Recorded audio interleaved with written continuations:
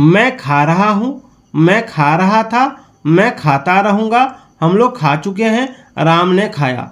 तो इस तरह का सेंटेंस हम लोग अपने दैनिक जीवन में रोज बोलते हैं, रोज प्रयोग करते हैं। तो दोस्तों आज का टॉपिक है टेंस। ठीक है, आज का टॉपिक क्या है?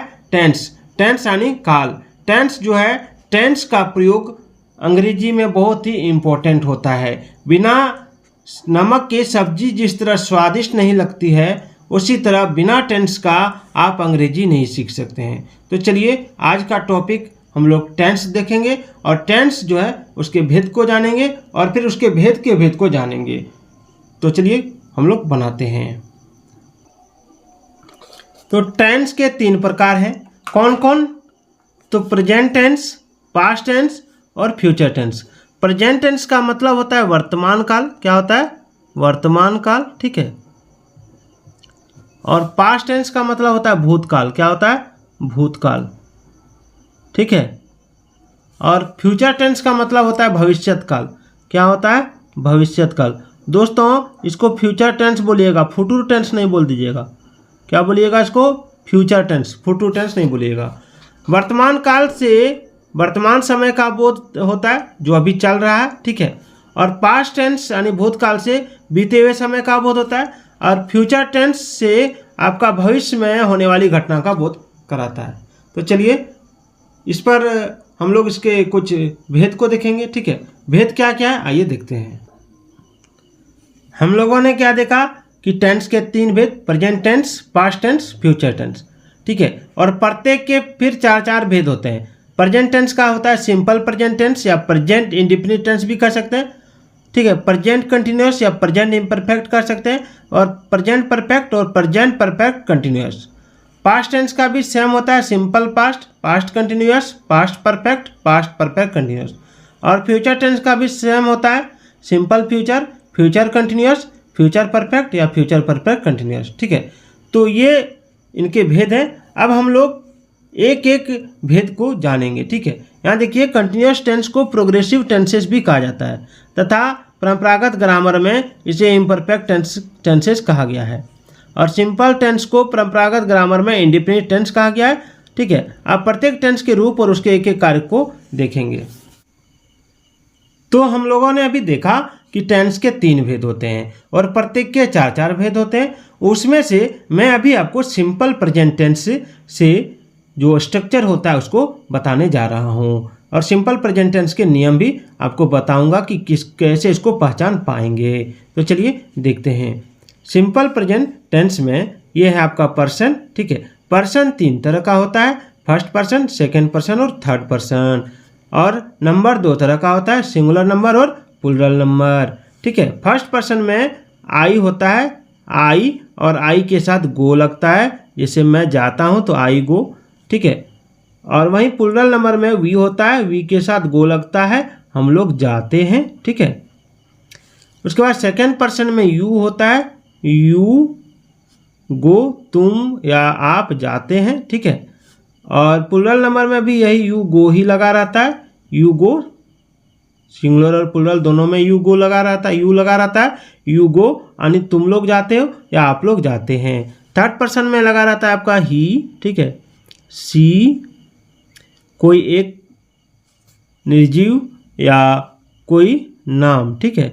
और इसके साथ लगा रहेगा आपका गोज, GOES। अब आप बोलिएगा कि GOES क्यों लगाए, सब में गो लगा।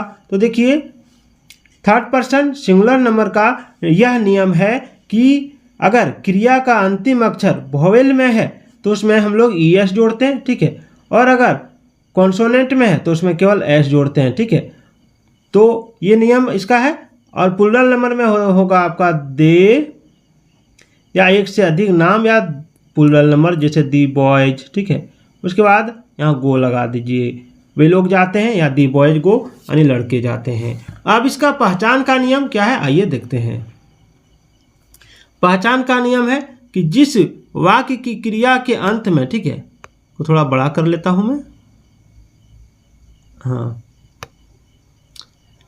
जिस वाक्य की क्रिया के अंत में ता हूं, ती हूं, ता है, ती है, ते हो, ते हैं आदि लगा रहे तो इन वाक्यों का English translation simple present tense से होता है। तो चलिए इसका हम लोग ट्रांसलेशन बनाते हैं। आप यहाँ देख सकते हैं सबसे पहला जो सेंटेंस है वो है मैं खाता हूँ। मैं खाता हूँ, तो मैं खाता हूँ तो उसका क्या बनेगा? आई ईट, आई ईट। ठीक है, उसके बाद क्या है? मैं दौड़ता हूँ, उसको मैं थोड़ा सा पीछे करता हूँ। मैं दौड़ता हूँ तो उसका बनेगा आई रन। ठीक है, उसके बाद है हम लोग खाते हैं तो इसका बन जाएगा we eat, E A T ईट। ठीक है, उसके बाद है हम लोग हंसते हैं तो हम लोग हंसते हैं तो इसका हो जाएगा, हम लोग नहीं आप लोग हंसते हैं, इसका हो जाएगा you laugh, L A U G H laugh. ठीक है, उसके बाद है सीता नाचती है तो Sita third person singular number है तो Sita dance, D A N C E dance. और थर्ड पर्सन सिंगुलर नंबर रहने के कारण इसमें ई एस लगता है, लेकिन इसमें पहले से ई है, केवल एस लग जाएगा। ठीक है, डांसेज हो जाएगा, सीता डांसेज। वह रोता है तो ही विप्स लिखेंगे, ही विप्स, क्योंकि थर्ड पर्सन सिंगुलर नंबर है। वह खाती है तो सी इट्स लिखेंगे, सी इट्स। अब है वे लोग पढ़ते हैं तो दे रीड हो जाएगा। अब है वे पढ़ाते हैं तो they teach, T E A C H, teach हो जाएगा। कुत्ता भौंकता है तो the dog barks, B A R K S, barks हो जाएगा। कुत्ते भौंकते हैं तो बहुत सारे कुत्ते हैं, दी डॉग्स, दी डॉग्स, केवल बार्क हो जाएगा, बी ए आर के बार्क। ठीक है, ये था। अब इसमें हम लोग नेगेटिव और इंट्रोगेटिव सेंटेंस को देखेंगे। तो इसका स्ट्रक्चर देखिए, नेगेटिव सेंटेंस जिसे मैं नहीं दौड़ता हूं तो इसका स्ट्रक्चर होता है सब्जेक्ट प्लस डू या डज प्लस नॉट, ठीक है, plus verb one plus object plus other word. ये है इसका स्ट्रक्चर। अब जैसे मैं नहीं दौड़ता हूं तो इसका क्या बनेगा? तो इसका बनेगा I do not run, I do not run या आई डोंट रन भी बोल सकते हैं। अब वह नहीं जाता है तो ही डजंट गो या डज नॉट गो भी बोल सकते हैं। बोलने में हम लोग शॉर्ट फॉर्म यूज करेंगे और लिखने में लॉन्ग फॉर्म। अब बोलिएगा कि ही के साथ क्या लगा? तो ही के साथ डज लगा। क्यों लगा? क्योंकि third person singular number, third person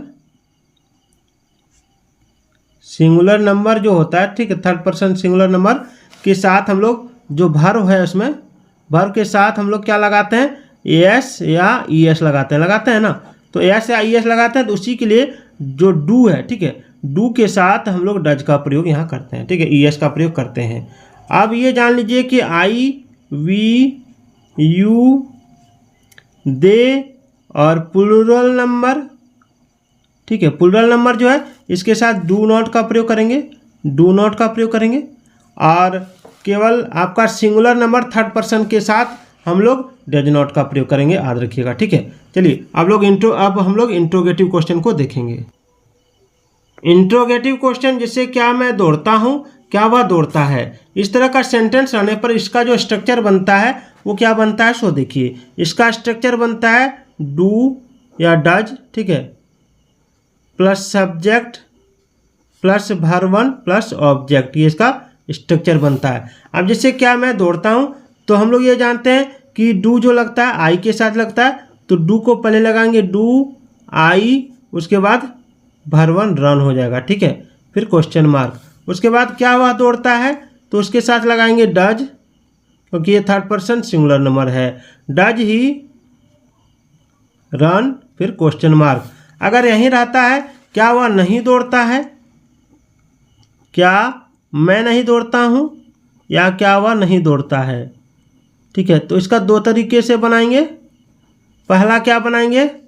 पहला बनाएंगे do I not run question mark, फिर बनाएंगे डज, फिर लगा देंगे नॉट, फिर आई रन, तो इसको शॉर्ट फॉर्म में बोलेंगे डजंट आई रन, ठीक है।